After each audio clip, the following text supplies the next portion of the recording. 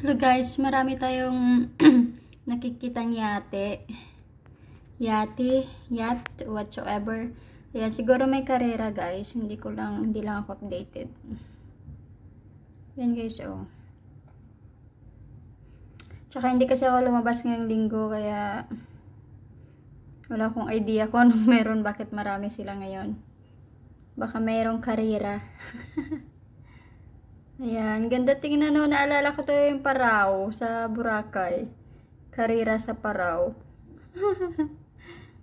Ayan. Kitang-kita kasi dito guys yung yung beach ba yan? Ilog whatsoever. Hindi ko kasi alam kung ilog ba yan o beach siya kasi napapalibutan naman ng building. Hindi ko alam eh. Basta, nakikita dito yung tubig na lang yan.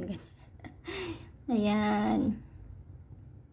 Kung ano man ang meron dyan, good luck sa inyo. Sana manalo yung konsihal ko. Ay, charot.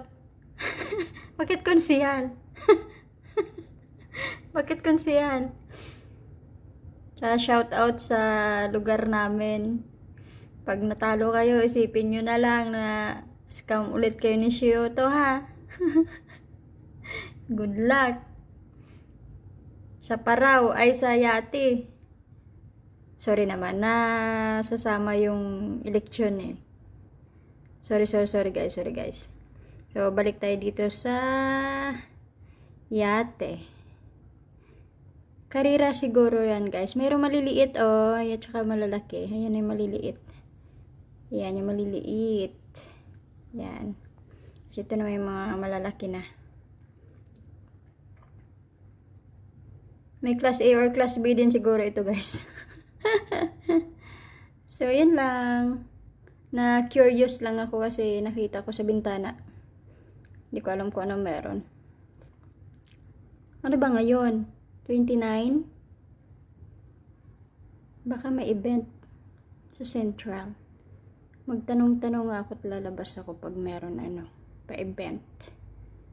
Yan guys, so kasi malapit lang yung Central dito. 3 stop lang ng MTR.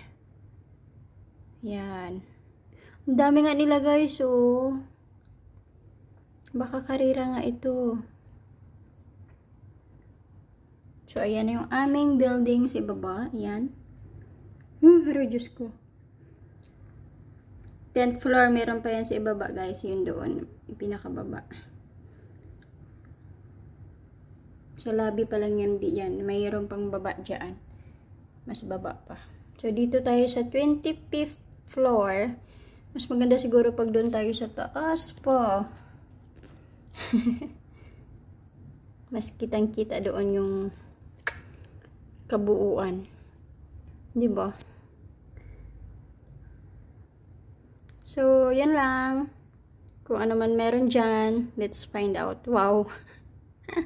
Babush!